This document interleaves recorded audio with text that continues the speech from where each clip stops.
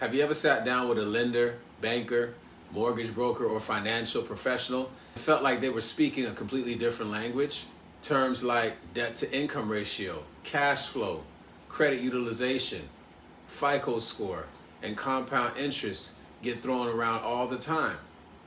The problem is that most people were never taught what these terms actually mean. Today we're breaking down the financial language that can help you make smarter money decisions. Term number one, debt to income ratio. Debt to income ratio measures how much of your monthly income goes towards paying debt. So the formula for this is that you would take your monthly debt payments and divide it by your monthly gross income. That equals your debt to income ratio. Here's an example. Let's say you have a monthly income of $5,000 and a monthly debt payments of $1,500.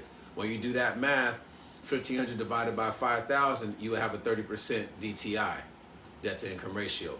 Lenders use DTI to determine whether you can comfortably afford new debt. Generally, under 36% equals very strong. 37 to 43% is moderate, and over 43% can make it very difficult to qualify for loans. Now, here's a practical tip for you. Lowering your debt often improves your borrowing power faster than increasing income. Term two, debt to credit limit ratio, also known as credit utilization.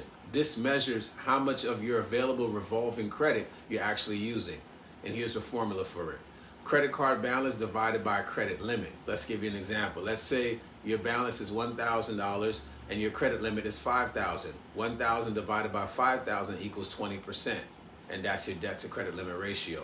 Now this matters because it's actually one of the largest factors affecting your overall FICO score. I think it takes up about 35%. So the general guidelines are under 10%, excellent. Under 30%, good. And over 50% can significantly hurt your overall score. Here's a practical tip for you. Pay balances down before the statement closing date whenever possible. Term three, cash flow. Cash flow is the amount of money coming in versus the amount going out. Very simple formula. Income, subtract your expenses. This will equal your overall cash flow. Here's an example. Let's say you have an income of $6,000, expenses of $4,500 a month. That would leave you with a positive cash flow of $1,500 a month. Why this matters? You can make six figures and still be broke if your expenses exceed your overall income. Wealth is often built through positive cash flow. And here's a practical tip for you. Focus on increasing the gap between what you earn and what you spend. Term number four, compound interest versus simple interest. This is one of my favorites here. Simple interest is calculated only on the original amount borrowed or invested. Here's an example. $1,000 invested at a 5% annually earns you $50 each year. So year one, $50. Year two, $50. Year three, you get the point, $50. Compound interest earns interest on both the original amount and the previously earned interest. So here's an example for you. $1,000 invested at 5%. Year one, $1,050. Year two, $1,102.50. Year three, $1,157.63. Compound interest is often called the eighth wonder of the world because time makes money grow exponentially. Here's a practical tip for you. The earlier you can start saving and investing, the more powerful compound growth becomes for you and your family. Term number five, your FICO score. What's your FICO score? A FICO score is a numerical representation of your credit risk.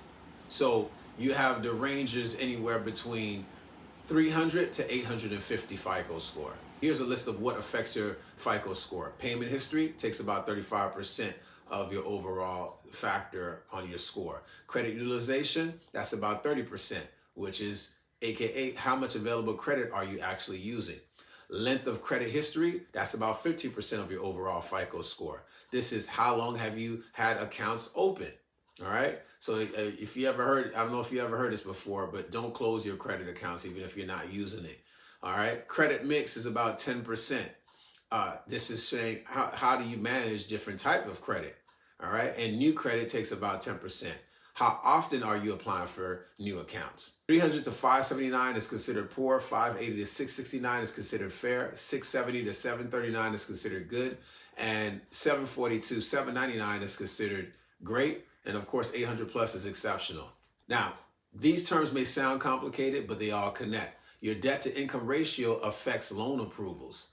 Your credit utilization affects your FICO score. Your cash flow affects your ability to save and invest. And compound interest helps you build long-term wealth. Financial literacy isn't about memorizing terms. It's about understanding how money works so you can make better decisions for yourself and your family. The more you understand these basics, the less likely you are to be controlled by debt, confusion, and financial stress. If you need help and assistance in building your credit and understanding these terms, you can call us at 954-751-8533. Or you can visit our website at keys2goodcredit.com. Thank you for tuning in to another episode of Good Money Mondays on IMFGTV, where we bring practical financial literacy to practical people. I'm your host, Kelly T, reminding you to continue to educate, motivate, and elevate yourself and the people that surround you that want it for themselves. And it's still Good Money Monday, Good Money Monday, Good Money Monday, Good Money Monday. Peace.